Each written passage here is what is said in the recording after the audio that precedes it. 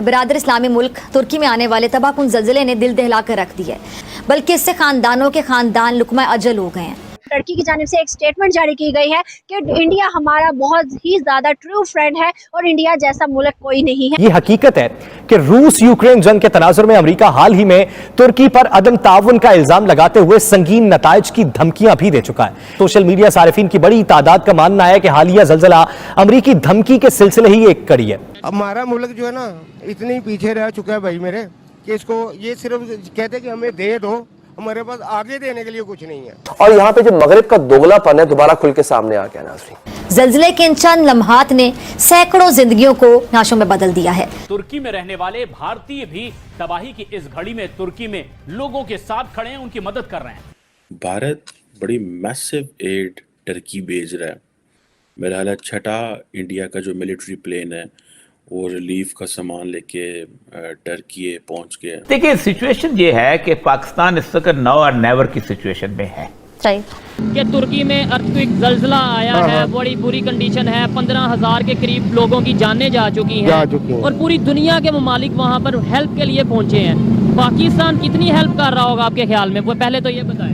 भाई मेरे पाकिस्तान ने क्या हेल्प करनी है, वो तो खुद बेचारे जो है ना वो अपनी मदद नहीं कर सकते, वो किसी की मदद क्या करेंगे। सबसे पहली बात तो ये है। और नंबर 2, इंडिया जैसे मुल्क जो हमारे वो भाग कर उधर जा रहे हैं, उनकी हेल्प करने की पूरी कोशिश कर रहे हैं। आपने देखा हो शायद, या मैं आपको बता देता हूँ, एक फोटो वायरल हो रही है पूरी दुनिया में जिसमें इंडियन डॉक्टर को वो चूम रहे हैं, हम आर्मी वालों को वो चूम रहे हैं तुर्की वाले कि भाई आप हमारी हेल्प कर रहे हैं। पूरी दुनिया में कितना सॉफ्ट इमेज जा रहा है, अच्छी बात है। हमारा मुल्क जो है ना इतनी पीछे रह चुका है भाई मेरे कि इसको ये सिर्फ कहते कि हमें दे दो, हमारे पास आगे देने के लिए कुछ नहीं है।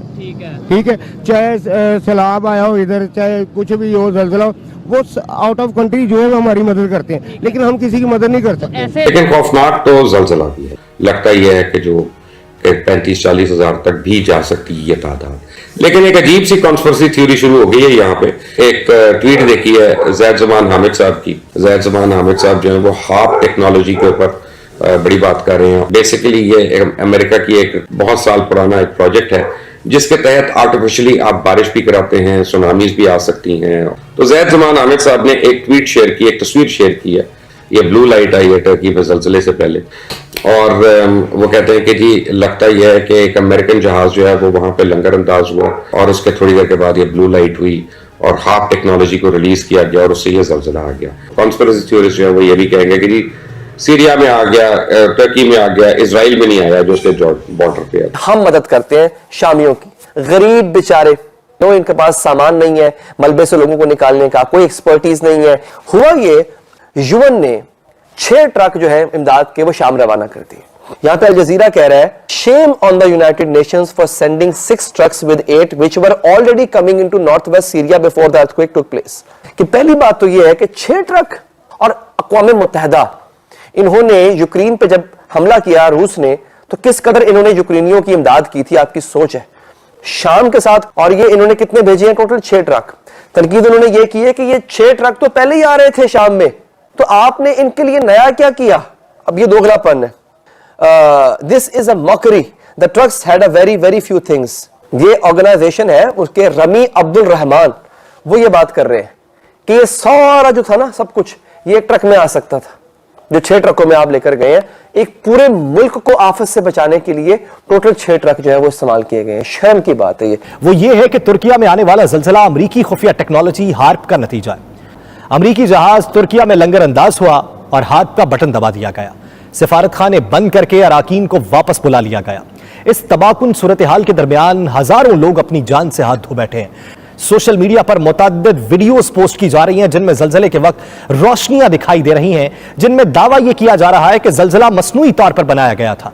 एक सारिफ ने इस ज़लज़ले को हार्प यानी high frequency active auroral research program से भी तशबीह दी है, जो कि एक अमरीकी तहकीकी मरकज है। यह हार्प है, यह टेक्नोलॉजी एक हकीकत है, लेकिन यह नहीं कहा जा सकता कि हर कुदरती आफत हार्प की वजह से मसनूई तौर पर आती है।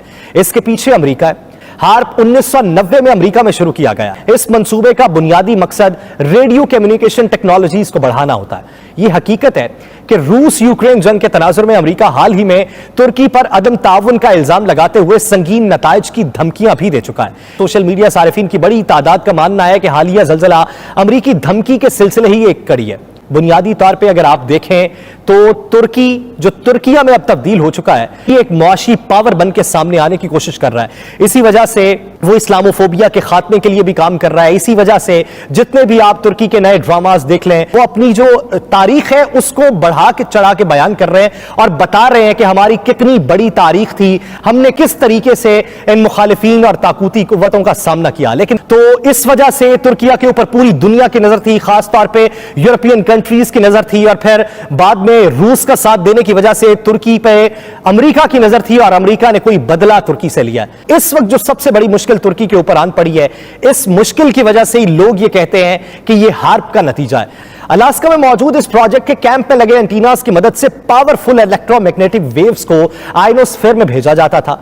इसकी मदद से एक तरफ किसी खित्ते को बारिशों से बिल्कुल महरूम करके बंजर बनाया जा सकता है, और दूसरी तरफ किसी खित्ते में हद से ज्यादा बारिशों से मसनूई सैलाब भी पैदा किया जा सकता है। इससे जंगलों में भी आग लगाई जा सकती है, ग्लेशियर्स को मसनूई तौर पर पिघलाया जा सकता है, और सैलाब की सूरत हाल पैदा की जा सकती है। यह फजा में 3.6 मिलियन वॉट्स की ताकत वाली शुआएं भेजते हैं, जो किसी भी उड़ते हुए जहाज के इंजन को बासानी एक ही झटके में पिघला सकती हैं। अब आप सिविलियन फायदे तो देख सकते हैं कि क्या उठाया जा सकता है, ये सोचें कि मिलिट्री इससे क्या फायदा उठा सकती है। जाहिर है कि मतलूबा मकाम पे तबाही मचाने का काम लिया जा सकता है।